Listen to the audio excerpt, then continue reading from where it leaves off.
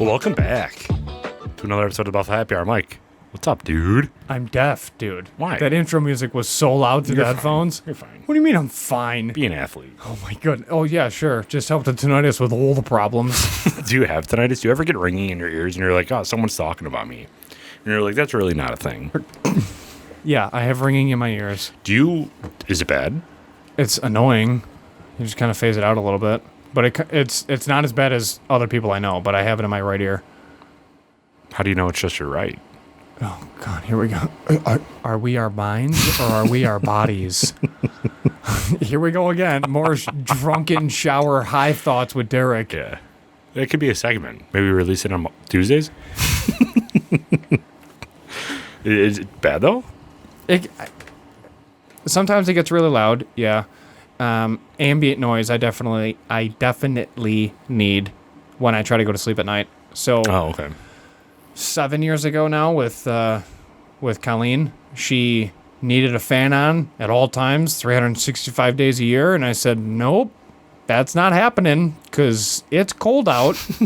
And now you turn a fan on, so she's like, fine, whatever, we'll just get like a thing. So she downloaded some app on her iPad and then would play some like oscillating fan noise. Oh, So yeah. Gina this has is- that, too. Here we go. So that then graduated into a Brookstone sound machine that's got like waves and birds and wind and You guys water. are bougie. You went to Brookstone? Yeah, it was It was like a mortgage payment for that. Literally $12. So yeah, we use that every night, and then recently the fan came back. Oh, nice. So now I got a fan and a sound machine and a dog and my wife in a bed, and it's great. Do you keep the fan in the bed? Things are fine. Everything's fine. Well, welcome back, everybody. Thank you for joining. This is episode 95 of the Buffalo Happy Hour. You guys were treated last week with talks about feet. Today, we're going to talk all about ears, so I hope you're in for this. I'm just kidding. That would people would just turn off right now. That would be brutal. But thank you, everybody. So please subscribe if you're new here. The button is right down below, and it's free to do. All you need is a Gmail account. Follow our Instagram at Buffalo Happy Hour 12, our Facebook at the Buffalo Happy Hour, and basically anywhere else that we have any type of social media presence, because we're everywhere. Just Google us, Yeah. and then we'll come up. We'll find out. Yeah. So Ears. yeah. Why do lobes get bigger? Have you ever read the BFG? Because they had huge ears. The BFG. Yeah, by Roald Dahl. That's the author's name. Who's that guy from Dwight Schrute, or Dwight Schrute's friend? It's Roald Dahl too, right? Yeah. Roald Dahl got a shout out in The Office, but Roald Dahl wrote the BFG. He also wrote Matilda, and Really? a couple other major children's books. He was my favorite author growing up. I used to actually read all the time. So Why don't you anymore? I gotta work that day. Speaking of books, what? We just interviewed an author, our first author. Yeah, so I didn't know if you were going to go that route, or if you're like, hey, I started a new book, or Mike, no. you should tell everybody what you're reading, which is The Back of My Eyelids. So I didn't know. No, you're what, You're kind of reading something now. Yeah, The same book. Yeah, I'm just picking some stuff up, every now and then. But yeah, we did interview a author. His name is Don Purdy, and he is pretty sweet, tell you that. So, and pretty humble. So Yeah, very much. He sat down and devoted a good amount of his time one evening after work to discuss his book and everything that went into it, and we are extremely grateful for that opportunity because it was fantastic hearing everything that went into his book that is recently out. And if you want to buy it, it is all about the 2006 October storm that destroyed Buffalo and eliminated, quantified officially, 55,000 trees throughout the city of Buffalo. It is on our link tree on our Instagram. So if you're interested in buying that book, it is available in a soft cover or hard cover. There are two different prices for each book, but the Amazon link is through our linked tree. So feel free to go on that link, buy the book there, help support him, and basically read the foreword that Marv Levy himself wrote for the book, and then there are 47 other contributors in and around Buffalo that experienced the storm, including the meteorologists from all three major news networks, and their firsthand accounts and also why they missed the storm in their broadcast. So you're reading it and read it because by the time this airs, you're going to be done with the book. So I'm about 210 pages in. Out of about 300. Yeah. So there's a lot of inside scoop stories from the Buffalo Bills from the 90s up until the early 2000s because that is where Don worked with the Buffalo Bills, and he was in charge of their travel, which obviously was hindered a little bit for that Detroit Lions game, which was famously supposed to be played in Buffalo, and then it got moved to Detroit, and then he was in charge of getting the team, staff, equipment, etc. down to Detroit for the game to be played on time so that everybody could watch, and the NFL season was not ruined. So a lot happened in that book, a lot happened in that interview, so definitely go back, listen to it, and hear all about it, because it was incredibly fascinating. Yeah. That was a good time. Yeah. So outside of that, you know, people put discs in their earlobes to stretch them out, called gauging. How do you feel about that? There's a point that I like it, and then after that point, it's like, dude, you can fit a whole pop can in there. I'm out. What do you like mean? if you can fit this whole whiskey bottle through your earlobe? Bottom end first. Yeah. What do you mean you like it? Like if there was a point in my emo days back when I was younger. I say emo. I wasn't emotional. I was a punk kid. There was a point in my punk years. You got to lead with that. Whereas when it was small, like a small type of a hole, it was kind of cute. Like I was like, oh, this is sweet. But then after that, I was like, no, you know what? Close that up. Because when I came out from my punk years, I'm like, this is not cool. Like it's disturbing. Yeah. How did you feel about pants at Hot Topic? Hot Pockets? Yeah, Hot Pockets. Sorry, I'm real hungry. At Hot Topic. Hot Topic actually scared me when I was younger. Yeah. Because I was a PacSun Zoomies kid. I was not a Hot Topic kid. Those are very different types of punk kids. I was a punk / skater, not a punk / emo / death. / goth. Yeah, and I think that that's a big distinction. I was scared of Hot Topic because I just didn't like the people in there. If you're addressing me with horns in your lip, I'm not going in there. Yeah. Zoomies was just like, what's up, bro? You want a skateboard? I'm like, yeah, sure. If I go into Hot Topic, like, we got piercings in the back. I'm like, all right, chill out. Yeah, and they did nothing but play replays of Columbine. Yeah. I'm with you. Yeah, and I associate Hot Topic with Marilyn Manson, right? That freak show. He's not a freak show. Or- You know his IQ? He's a certified genius. Yeah, he's a freak show, and I'm pretty sure he's being investigated for pedophilia right now. So he's a freak show. He's a disaster. And for some reason, that dude just was associated with that store. And he scares me. I just don't like him as a person. What? He has a high IQ? Yeah, he's a certified genius. He's extremely intelligent. He has he has a book, if you read his book. His childhood was horrendous. Explains him. From what I recall. And yeah, his IQ is over 130. What is he the singer of? Himself. Oh, it's just himself? I thought he was in a band. I mean, Limp Bizkit has a band, but we all know it's Limp Bizkit. You know what I mean? No, I thought that he was in a band beforehand.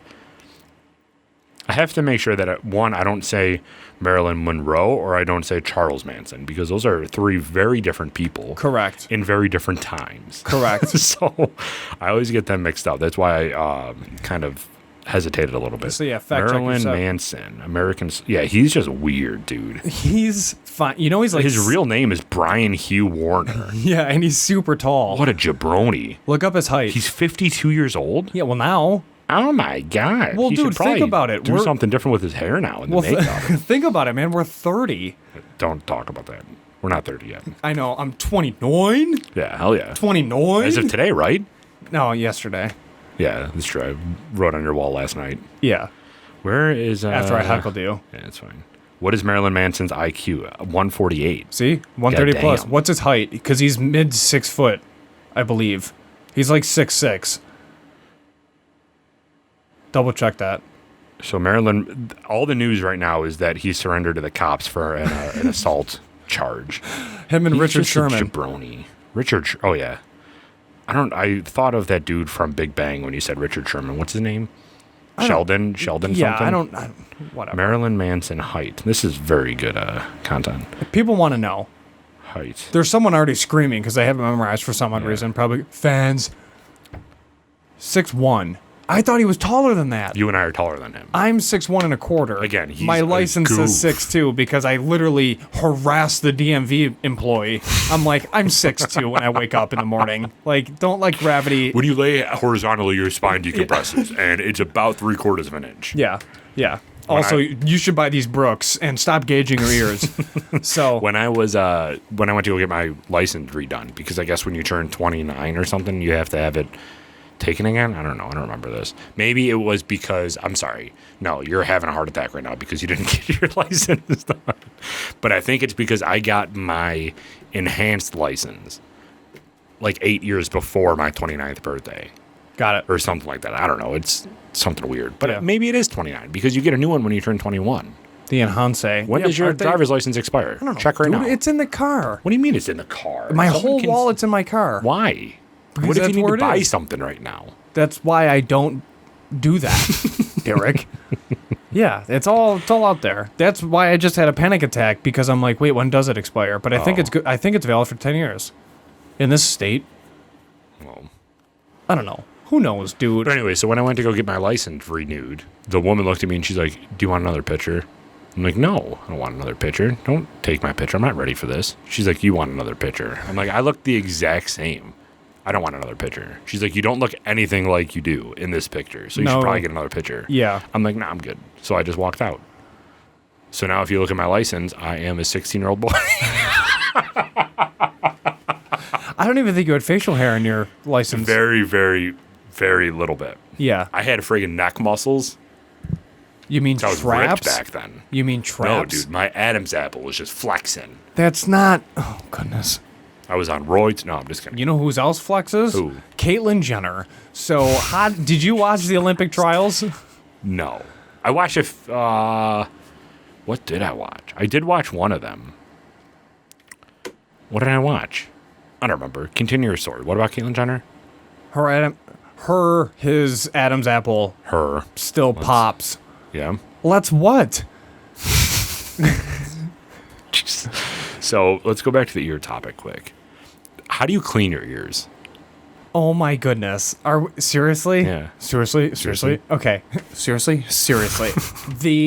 That's a New Girl reference. For those of you that don't watch that show, please watch that show. I shower like a normal human being, and then I use Q-tips like a normal human being, and the whole, those are bad for your ears, and they push it in. I don't care. Why not? Because it's disgusting. Have you ever seen those things on Facebook that have those like microscope or camera ear things that you can go in and like dig out spiders and shit? Ugh. You know, there's that myth of like you eat 10 spiders before you die. I don't know if and, that's a like, myth. A pound of dirt before you die. No, it's you eat like 3 spiders a year. Oh, That's yeah. the one that I heard. Oh, yeah. Yeah. This is just going to be full of Google How? searches today. How? When you're sleeping, you sleep with your mouth open. Where? What do you mean where? In your bed? Where are these spiders inside your house? Wouldn't you see them throughout the day? No. And if you see a spider in a house, you don't kill it? No, I don't. I actually. think I think the whole thing's a myth. And PETA's I going think to take us down. it's pronounced pata. But I feel like that only happened when we used to sleep outside before we got soft as a species and built homes. Okay. Obviously, the oogles is going to tell you that it's not a thing. Whatever, dude. Who cares? It's more protein, anyways. Well, and we all know. Did you ever see those protein videos reigns that powerful. like they pour hydrogen peroxide in the person's ear and then a spider just crawls out? You got to be on the internet more, bro. Everything's real on the internet. No, I haven't seen that. What is your biggest fear? Here we go. Can you tell me so I can recreate it? Did I ever tell you the story of how I recreated my sister's biggest fear? No. Dude, it was so funny. So we were younger, and the way that our rooms were Clearly. set up, not- this was last year. No, the way that our rooms were set up in our childhood home, I was across the hall. It was a typical like ranch in the country type home. So like You walk into the house, or at least this was very, very typical on my street. You walk through the house, you walk in the kitchen, and it keeps going to the dining room, and then it keeps going to like the end of the house. And then my room was on the left-hand side. There was a bathroom in between us, and then her room was on the right-hand side. So we had this hallway in between us. Whenever we would get in trouble with my mom, we would just like hang a piece of wire back and forth between our rooms and then just like toss notes to each other on the wire. It was very strange. Like, that's called fishing in prison, but go on. Well, then we were in prison because my mom grounded us. But anyway, so my sister told us for some reason that she wanted to divulge her biggest fear to me, which is never a good idea. So I want to know what your biggest fear is. But anyway, so she told me that she was having these nightmares over and over again. And she's twitching right now because she knows where this story's going. Oh, Autumn Leaf. She was having these nightmares when she was younger that she would go into her room, turn on the light switch, the light wouldn't turn on, but the fan would go on. And then somebody would be in her closet just banging on the door.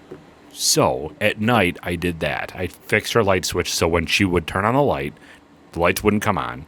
The fan would come on, and I was hiding in her closet, banging on the closet door when she came in. What did she do? Literally screamed and then ran into the living room with my mom. It was so funny. So what's your biggest fear? Did she hit you after that? No, she didn't. Was surprisingly. She was just mad at you? Yeah, she still has PTSD on it. I think she still has that dream. It could be wrong. That's going to be a hilarious comment. But what's your favorite, or what's your biggest fear? Do you have one? Like animals-wise. I'm not saying, like, tell me that... What do you mean animal-wise? I don't know, like spiders, snakes. Like, are you scared of bees? I don't know. No? I got nothing. So what do you see when you see a spider? Like, oh, okay, let me move this thing outside. Like, all nonchalantly? Or are you like, oh, Jesus? It depends on the size of the spider. Here at my house, I don't care at all. Well, you're also in Australia. Well... And that's my scale. I have like my home residential, normal Western New York spiders, and then I have, turn your nods on and look into the wood line, your night vision. Oh. Turn them on, and then you see nothing but eyes looking at you. Like, yeah, and they're all spiders, and the bodies of them are the size of my hand without their legs. Like, just the body of the spider is the size of my hand. And then their legs come off of that, and there's like 1,000 of them in the wood line, and you have to go that way. Why? Why are they in the woods? What do you mean? What do they live off of in the woods? What do spiders eat? Any flying insect. Do they have ears? Probably. I wonder if they're gauged. So, yeah, those things were massive. So that was a moment of hesitation, but then we just kind of, rerouted. So is there anything that you're actually scared of? Well, you're scared of scary movies, which doesn't make sense because they're all fictional. I don't like horror films at all. I'm also afraid of falling I'm afraid of falling. Not afraid of heights. I'm afraid of falling if there's nothing to help me land safely. Like if there's no parachute, if there's no rope, then I flip out. Like Solo.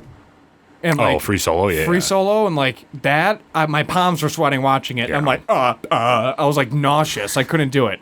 But I've skydived, and I was fine. Jumped out of a perfectly good airplane, no issues. Roller coasters, no issues. Rock climbing, no issues. But there's a safety harness, and I just trust it. Have you ever done ropes courses? Yeah. Yeah. I don't care. Nothing. We did a ropes course for one of my buddies' bachelor thing. We just went out and did the ropes course at Riverworks. It was a very easy ropes course. They're like, the low one is like 20 feet above the ground, and the high one is like 30 feet above the ground. Interesting. And you have a harness and everything? Oh, yeah. Steve and one of the other guys that we were with, terrified.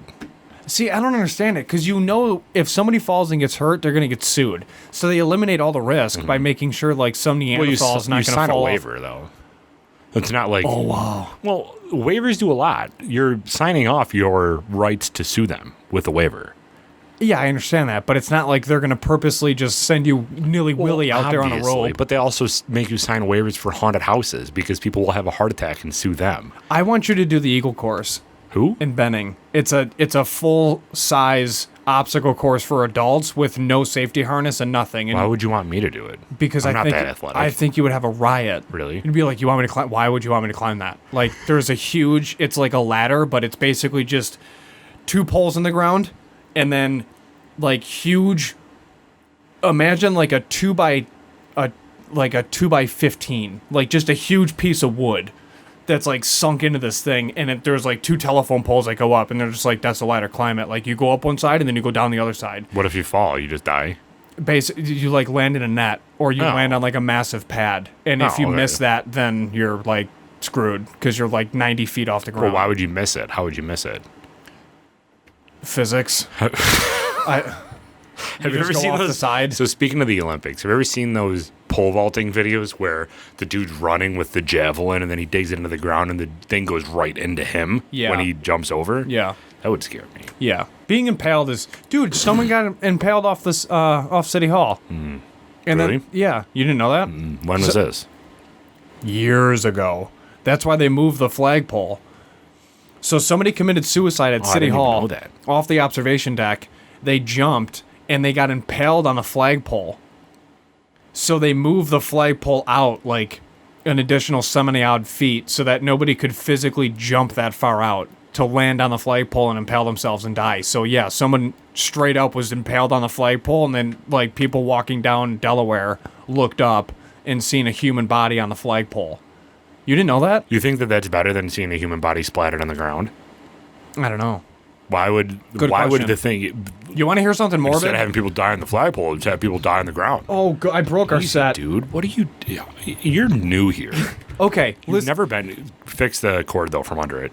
Did you... The cord right now is under it. Oh. Did you... You want to hear something real morbid? Push it down more. Oh. It's fine. It's in. Oh. It's not going anywhere. You want to hear something real morbid? Kind of. The first firefighter that died in 9/11 is like 99% believed to be caused from a jumper. Really? Yeah. The jumper landed on a firefighter and they both died. Damn. And that's sad. A bad way to start. I heard that in an interview from a firefighter at 9/11 who was on for like 12, 15 years or something at that point, and he was in control of the TOC on Ground Zero during the whole thing because they didn't know what it was at first, and then once they figured out that it was a plane, then they're just like, okay, well, how many planes are there? And they thought it was like Pearl Harbor all over again. There was like a fleet of planes coming. Yeah. No one knew what to think. I sent it to you, through Facebook. I was like, you should watch this. When? Weeks ago. Oh, I didn't watch it. Sweet. Dude, you send me so many reels. Sometimes I just don't have time. I know. So before I go to bed, I'll watch like 10, and then I fall asleep. But they're just all slam dunks, so I just got to share it to certain people. Slam dunks. Some of them are hilarious. I'm surprised you haven't downloaded TikTok yet, because that's all TikTok is. I can't do it. Put in your fake info. No. I mean, both your and my social security numbers are already on the actual Buffalo Happy Hour TikTok, so China already knows everything about us. Yeah, them and the NSA. But Speaking of NSA, you could look that up. I'm watching a new show right now. I don't even have my phone. Called Manifest. Manifest on what? Netflix. What is it about? In the first, half hour of the first episode, they frame it up as this family. So it is a mother, it's a grandmother, grandfather, then the parents, and then the brother, sister, and then they have 2 kids. So they go on a family trip to Jamaica, and when they come back from Jamaica, half of them stay and take another flight for an extra $400 bonus because the flight was overbooked. So half of them stay, but the half that stayed got caught in this weird black hole, wormhole type thing. And they were pronounced dead for 5 years. And then 5.5 years later, from that time, the plane actually shows up at the airport. The people on the flight have no idea what happened because they weren't obviously stuck in a plane for 5 hours. They just passed through this wormhole. So they think that everything's normal. And now everybody at home, the arriving airport, they're like, well, what the hell? You guys are now coming back. It's 5.5 years later. It's great but where have you been? And all that stuff. So it goes through this whole process of them being gone for 5 years, and it's just trying to figure out what the heck happened. The NSA is involved because it's a national security risk because they don't know who these people are or what happened. Why are they coming 5.5 years later? If they're still the same plane, where did they land? All that stuff. It's very interesting. Wow. I highly recommend it. Interesting. Yeah. Huh. What were you looking up? October 22nd, 1976.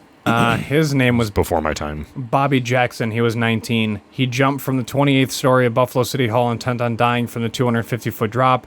It was suggested a gust of wind changed his intended trajectory to the top of the flagpole where he was impaled rather than dying from the impact with the ground. Gravity pulled Jackson and the flag halfway down the pole before coming to a rest. Cranes were employed and the base of the flagpole sawed off to help remove Jackson's body while 200 people looked on. Let's see.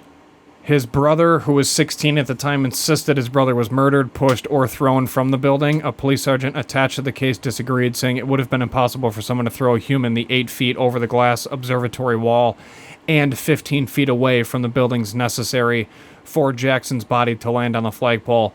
Those who believe his murder, those who believe he was murdered have their concerns reinforced as the Buffalo Police Department cannot seem to locate the public records pertaining to the case. So if you start questioning things, does that become a conspiracy? Like, is this whole thought process that this dude was dead, is that a conspiracy? Who was dead? Well, that this dude was murdered. So what constitutes a conspiracy? Correct. Yeah, that's what I'm trying to get at. Yeah, I guess. It's just anything that you're questioning? Sure. So does being a questioning person makes you a conspiracy theorist? Well, no. I would say there's got to be some evidence to back it up. On whose end?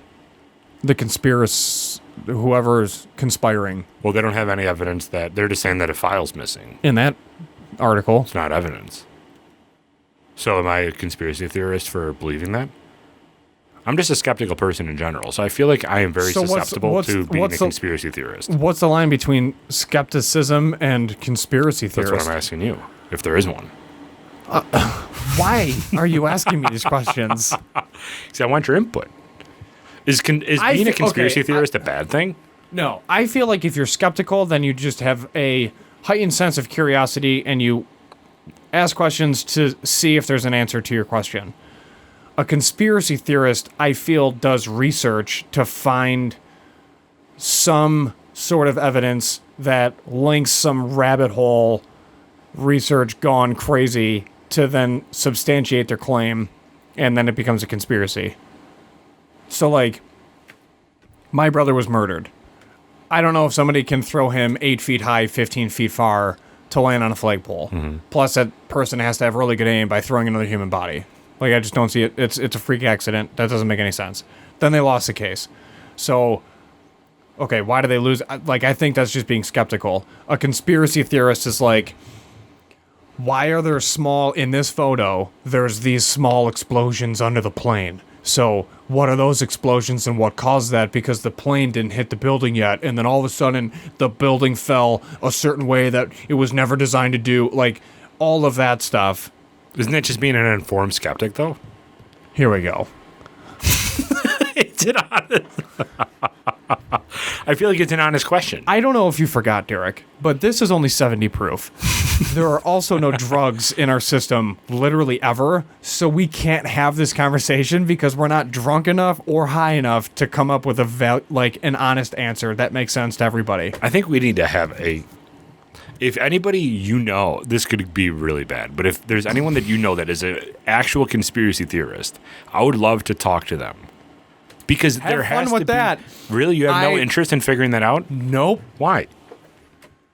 Because they're going to sit there and ask the question, are we our body or are we our own mind? No, they're not going to do that. We're going to frame, like, if we had somebody that truly, honest to God, believed that the earth was flat, I would love to talk to them, not for them to question me why the earth is round. That's not what this podcast is about. Nobody questions us. No, but to sit across from him and be like, why? Like, what do you have to gain? To gain. What knowledge do you have? What is the thought process that you believe so wholeheartedly that the earth is flat when there are a quadrillion of resources that say the earth is not flat and it's round? So, like, I would love to have... You mean like those who went to space and saw a circle floating? Yeah. But NASA... Photoshop the images. It's actually flat. But that's the type of discussions that I would love to have with somebody, because conspiracy theories to me are so interesting because you have to be on such an insane level of skepticism that you don't trust anybody. And to me, I think that it becomes a conspiracy theory when you start individually blaming either certain organizations or certain people for your light just went out. Certain organizations or certain people for the hiding of something. So like if I'm skeptical by saying I don't know, like maybe my brother was pushed off, maybe all that stuff, but then I start saying I'm pretty sure it was the Buffalo Police Department. They have it out for, like, as soon as you start assigning blame to an individual person or organization, that's when it becomes a conspiracy theory. So like this whole flat earth situation, it's all astronauts photoshopped everything. It's like, dude, organizations aren't out there to conspire against the rest of the public. It's really not how this works. So that's when I think it becomes a conspiracy theory. But that's why I would like to interview somebody to talk about what their conspiracy they're very in-depth on, because there's a lot of people out there that go down these rabbit holes, and it would be fascinating to hear. You know what I think the root cause to all these things Flip are? that switch. What? There's too many people on planet Earth. Everybody does, like, everyone's bored because we made it too easy for them. I think that's what happened.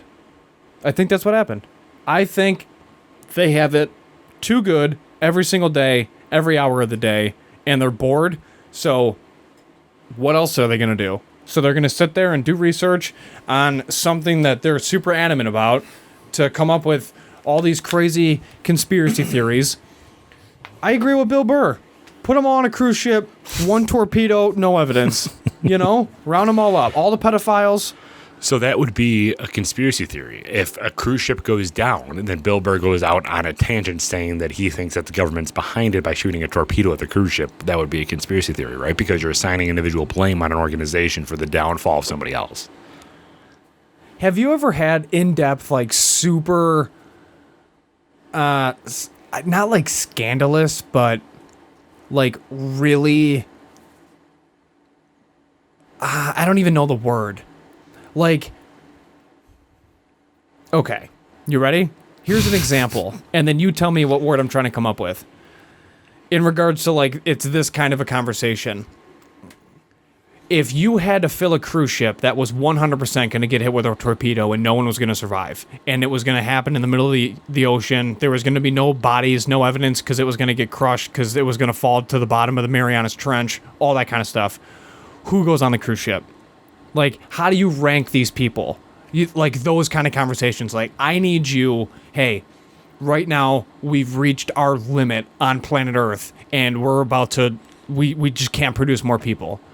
We're out of room. I think Earth is full. So who goes on that cruise ship? Like, has that conversation topic ever come up with, like, you and your close friends where, like, obviously no one's racist, no one's transphobic, like, whatever. It's just a hypothetical conversation that you're having. Has that ever happened? Oh, yeah. Because I've had some of the most intense conversations with people where I'm like, okay, look, like, it got to the point where if someone can't pass, like, a standard PT test or, like, height and weight, just because we already got, like, death row inmates that 100% did it, we got DNA proof, like, those people, pedophiles, anyone who, like, hurts dogs, like, Get them out. Yeah, like, if there's 50 people witnessed that one dude throwing a dog off a bridge, he's on the cruise ship. Like, those kind of conversations. Oh, yeah. I think that a good... All right, let's do it live. Yeah, I think a good person to put on that cruise ship, it's anybody that would go on the cruise ship in the first place. Like, you know how well, what do you mean? dumb a cruise ship is? Oh, my God. Like, just think about it. What is the allure of going on a cruise ship? At what age? Any age. Okay. Like adults. So I went on a cruise at 21 years old. Why? I was 20. I was 20. My experience did not change. So First of all, did you enjoy it or no? Yeah, it was a 5-day cruise. I would not do a 7-day or a 10-day cruise. 5 is perfect.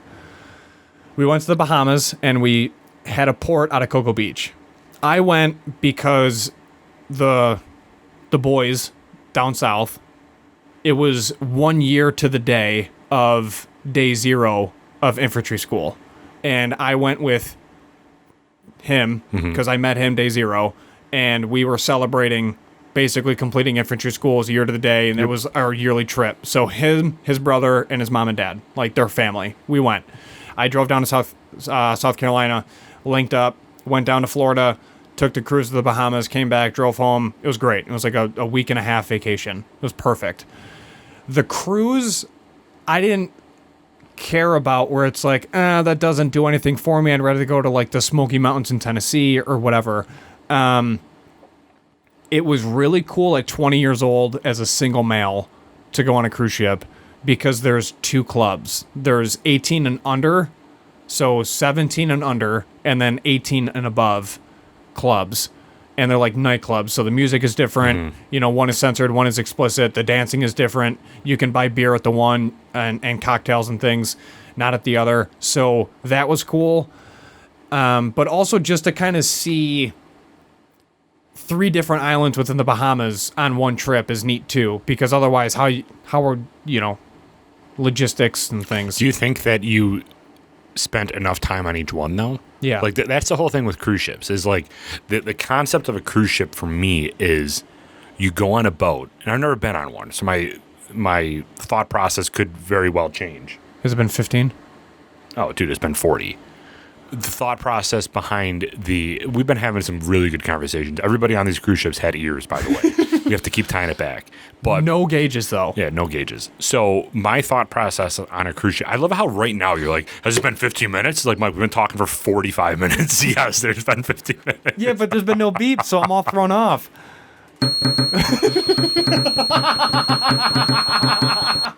Here, put more in then.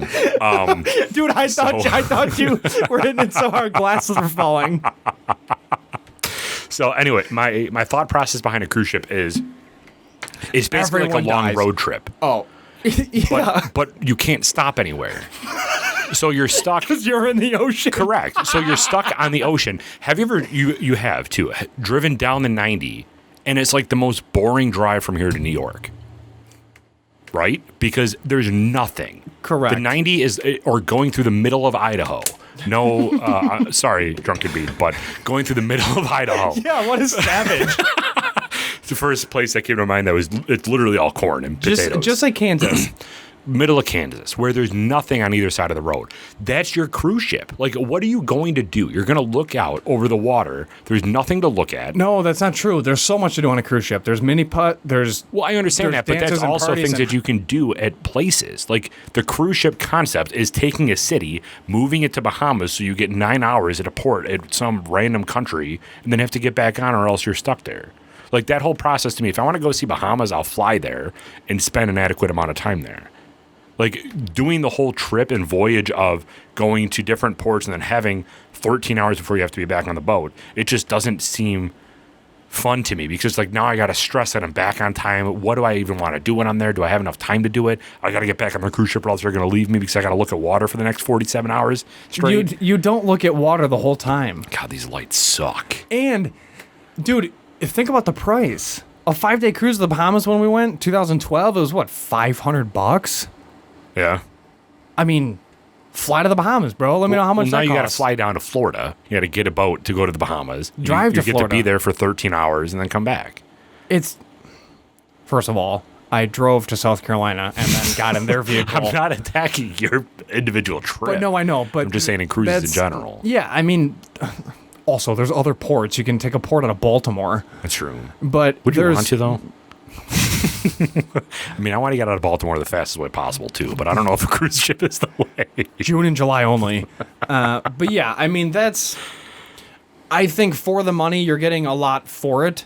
There's also restaurants. There's all-you-can-eat buffets. There's women. 20-year-old single dude. Good shape. But can't you just go to Miami for that? No. Why? Because then you're 1,000% going to get chlamydia, coronavirus, or... You'll do that on the boat, too. If someone gets sick on the boat, that's it. The whole boat's got to be sunk. Like, remember back in the old days when somebody would develop something crazy like Hep C, or I don't know, the different Heps. There's too many alphabet letters in those. I literally think there's only A, B, and C. I know, but that's 3 too many for me. But some sort of disease, like smallpox, the whole ship's dead. That's it. I mean, granted, it was a small pirate ship, but you're talking like anything could be passed. You have nowhere to go. Yeah. If enough people get sick, you're done. Well, and you can't even leave. What if a wave comes, it sinks the Titanic? You're done. There's no escape. What happens when you fly through the Bermuda Triangle? I've never done it. That's why I wouldn't. Well, right. You It's think, the same thing. If you think fly floating anywhere, through the Bermuda Triangle is better? I mean, dude, it's the same thing, man. You can die any. Here's the thing: if you die, you die. Yeah, I know. It is what it is, and you're not going to feel it anyways because the Lord is going to come and save you. So who, like, really? Do you who think that cares? we come back in a different life? I've honestly thought about this far too much, and if we did, I don't know, man. I mean, I agree with no free shout-outs, but Theo Von, because hashtag not a sponsor, because he said, death can't be that bad if no one's coming back. So, can't be that bad. I agree with But how that. do we know that no one's coming back? That's the thing. You don't. Like, if you believed in reincarnation, do you believe that we would come back as another person, or do you think we're coming back as a queen bee or something? If your dog passes away, does their spirit stay with you your entire life, just in a different dog's body? I don't know. You know what I mean? I'm not very spiritual, though. I don't think we come back just because of the religion that was bestowed upon thy when I arrived on Mother Earth. So There isn't. Was it you that was telling me about somebody that is heavily into the spiritual, and they were saying like heaven isn't that far away? yeah. Like it's All right, like I'll right dive above into our it. head. I'll dive into it. Okay. It matches the conversation, so we might as well. All right, so all the pedophiles are on the cruise ship. All of them have gauges. None of them are wearing Brooks. None of them have ears, just gauges. So, okay. It was explained to me by a local medium who has been on TV for the work that they have done. Gender will not be specified. So, anyways, they said that, first of all, I'll start on a good note. When you pass away, your pets go to heaven, and your family members and friends that are already in heaven take care of your pets for you, and then when you pass on and go to heaven, then they are reunited with you at the gate. And then everybody's there waiting, and it's like a giant welcome party. Like, they're all there. It's like Eastern European Ukrainians, when someone lands on their flight, they're all standing outside the door after baggage claim with flowers. It's like a thing they do. Like Bills fans after a playoff win. Correct, at the airport, yeah, just waving. Hi. So, Josh Allen! so Stefan. So that was the first thing on a good note. The second thing was, people go to heaven all the time and don't realize it. Meaning, if you've ever had a dream and you know who you're talking to, but you can't see their face at all, but you know exactly who that person is, you went to heaven. But if you are having a dream, you can see their face clear as day, you can feel things in your dream, it's like you're actually awake, but you're dreaming, and you're having a full-on conversation with that person, they came to you. Does that and person, they visited you. Does that person that, okay, so that person that you're having the conversation with has to be passed away already? Yeah, say it's like So a like, grandma. I can't have a dream about you and not see your face So- and then have gone to heaven. Correct. I dream So- about you pretty frequently too, by the way. Mutual. So easy example, a grandma or grandfather. If you have a dream and you know 100% that's my grandmother, why can't I see her face? I know it's her. I can hear her voice. I can feel her love. I can smell certain things that immediately remind me of her, but I can't. There's nothing. There's no face. It's just white. That means you went to go see her in heaven. You are in heaven. If, same experience, you're in a dream, same things, but then you can see their face, you can see their whole body, and they're visiting you, that means that they came to you. That's what that means. The other thing about heaven is everything regenerates immediately. So when you're in heaven, everything is bright, everything is perfect, everything is peaceful. Any problems you have on earth here in this physical life is gone. Any ailments gone, no problem. If you reach down and pluck a flower out of the earth, it immediately grows back and replaces itself immediately. So it's that kind of, that's how it was explained to me. The other thing was that you brought up, heaven is not this like super far away dimension thing.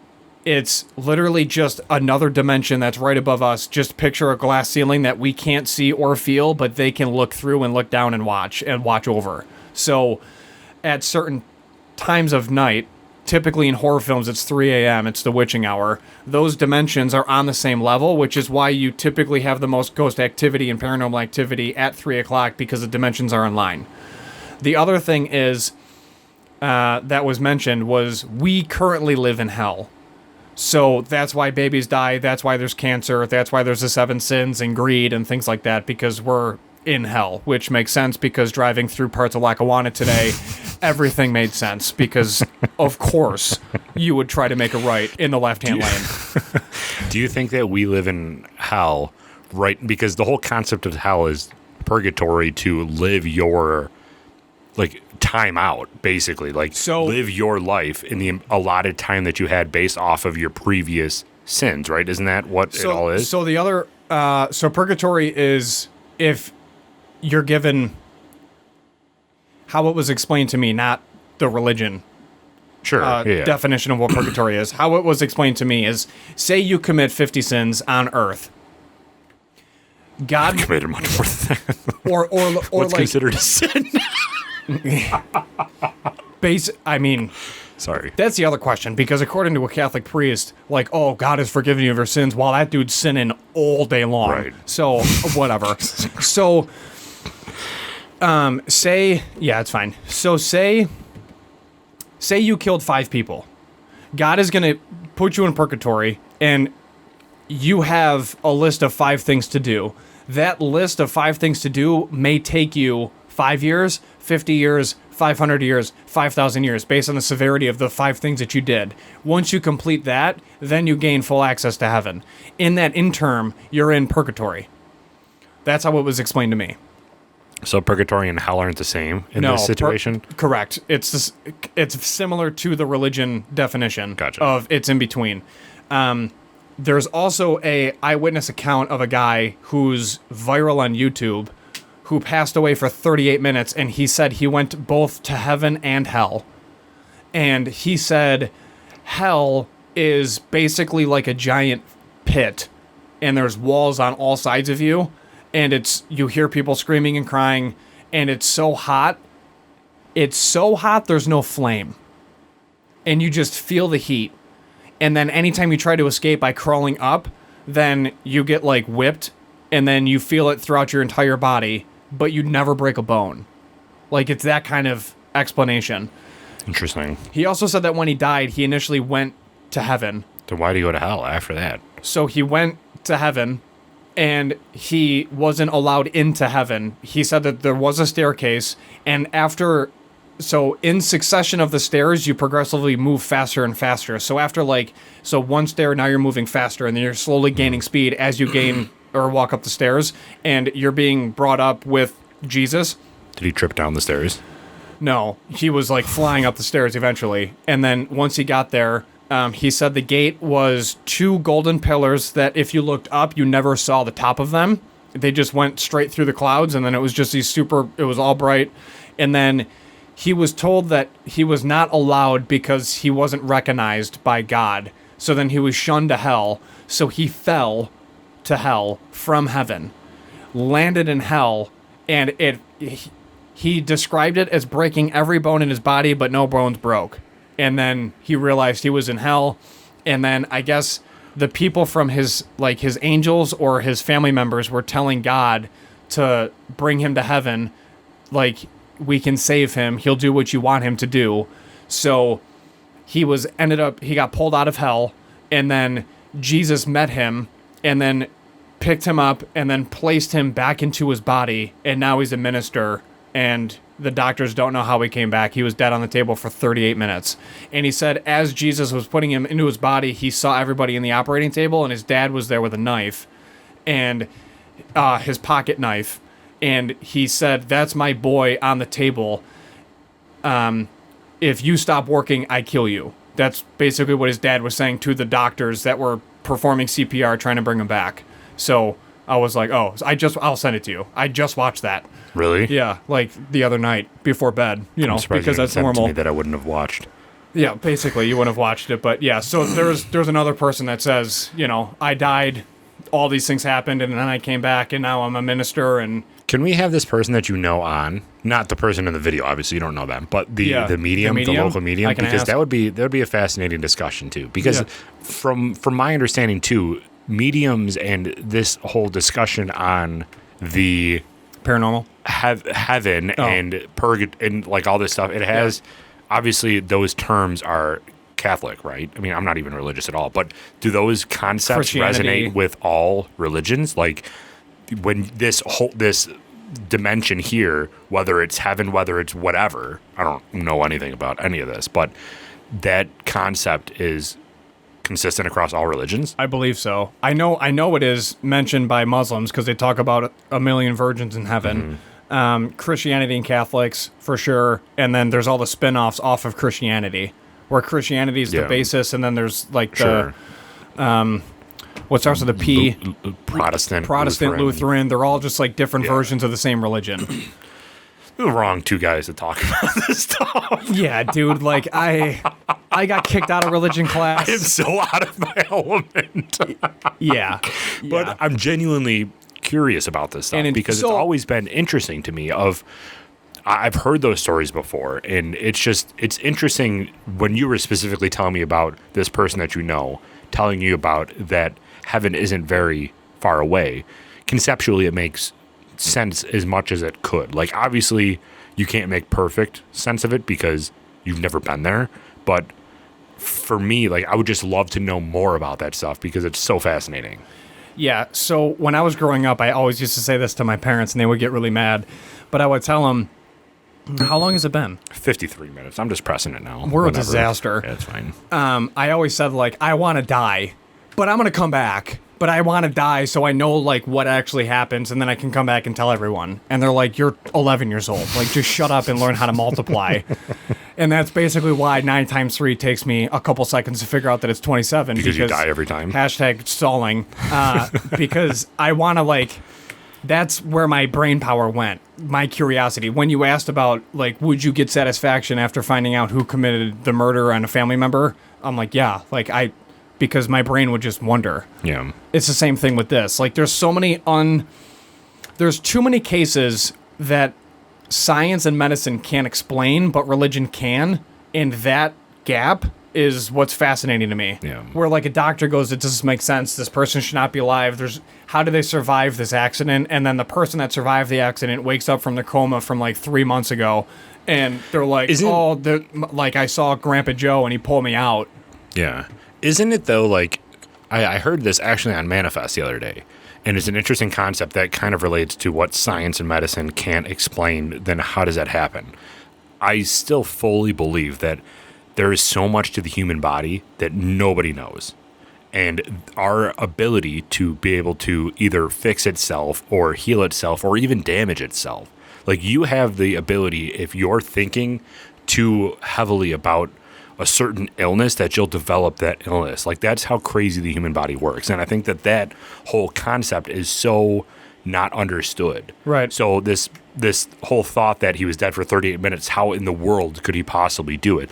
There could be a potential that the human body, and that it just took 38 minutes for him to fix himself or whatever and just reboot because the big man didn't want him yet, you know? Yeah, but what if there is no big man? Right. Somebody didn't want him So it took yet. 38 minutes to reboot, and then you can just bring yourself back to life? Have you ever unplugged the computer and plugged it back in, and it's like, I got to update. Did you ever blow on the N64 game console? Hell yeah, that was bad for it because it usually like spit inside the electronics. Well, yeah, if you're a barbarian about it. Everybody in these stories did have ears too, by the way, just so you know. Yeah, and only one earlobe was gauged. But yeah, so anyways, thank you for your time, everybody. This has been another disastrous episode of Buffalo Happy I thought Hour. it was pretty good. Seriously, talk to the person that you know to see if we can have them on, because that would be a fascinating conversation. I don't know if they will, but or if anybody else is I don't know. You have to be real about it. Like, don't, like, Tom can't come on and like talk about this because he knows less than we do about a majority of things, but this one in particular. Actually, he was an altar boy, so he might have you'll know a lot about something else, tell you that. You'll learn about how to burn that candle. All right, guys, this has been episode 95. For some odd reason, we keep doing it. And we got something good for you coming in episode 100. That's still in the works, but we have an idea. we got a plan in place, that's for sure. So thank you, everybody. This has been episode 95. We appreciate all your support. And next week, we are going to talk about our audience growth and where it came from and to where it is now. Just because I don't think people realize how many states we're in and how many countries we're in. We're almost in all 50 states, which is kind of mind-blowing, and we're in over 30 countries. So do less, God bless. But yeah, I mean, I'm adding that to the show notes for next week right now. Yeah, and it's kind of fascinating for us because we have to remember, hey, people do listen, people do watch, and it's not just the same 10 people. So cheers. Thank you for all your support. Again, like, comment, subscribe on this video and to our channel. It helps us grow. We are doing better, and when it comes to subscribers, we have grown. We're over 320 now, so thank you very much for that. We appreciate it. Keep that momentum rolling, and we're on the road to 1,000. So right now we have, in the last 28 days, it has gone down. We're at 71% of people right now are not subscribed. So like 2 weeks ago it was at 76. Yeah. So people are subscribing, and we had some good videos come out within the past couple weeks too. So it's kind of a shocking number right there. Yeah, we're doing good. But yeah, so thank you everybody for joining. We will talk to you next time. Remember to drink responsibly.